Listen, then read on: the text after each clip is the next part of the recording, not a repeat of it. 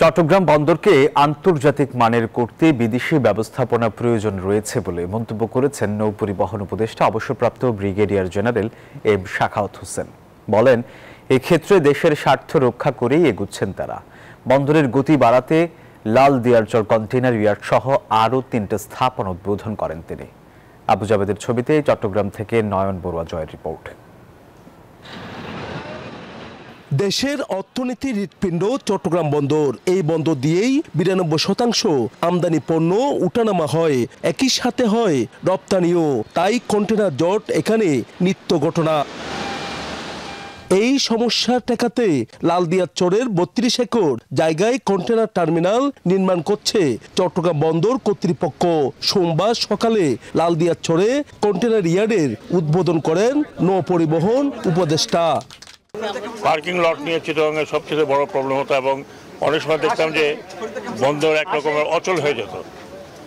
আর যদিও আমাদের এখনো অনেক কিছু কাজ বাকি, যেমন আমাদের মাল্টি মডেল কানেক্টিভিটির দরকার আছে, তারপরে এটা একটা বড় একটা উদ্যোগ।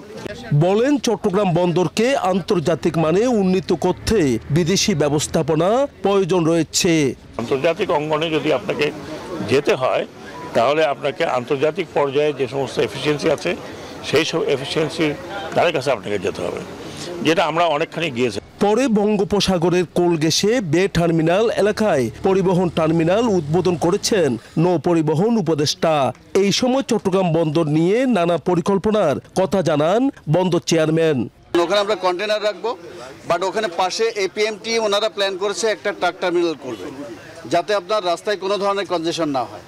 ঠিক আছে, এবং এটার জন্য ওনারা একটা কানেক্টিভিটি তৈরি করবে। এটা কি আন্ডারপাস করে করবে না ওভারপাস করে করবে, এটা ওনারা ডিজাইন করছে। এইদিকে বন্দর ব্যবহারকারীরা বলছেন ভিন্ন কথা। ডেভেলপমেন্ট অথরিটিতে চট্টগ্রাম বন্দর, তারা মনে করছে এগুলো করলে ব্যবসায়ীরা ফ্যাসিলিটিস বুক করবে। ইতিমধ্যে ব্যবসায়ীদের উপর ট্যারিফের বোঝা চাপিয়ে দিয়ে নানান ধরনের কূটকৌশল আশ্রয় নেওয়া হচ্ছে। তবে নৌ উপদেষ্টা বলেন, স্টেক হোল্ডারদের সাথে আলোচনা করেই বন্দরকে এগিয়ে নেয়ার চেষ্টা করছেন তারা। নয়ন বড়ুয়া জয়, নিউজ 24, চট্টগ্রাম।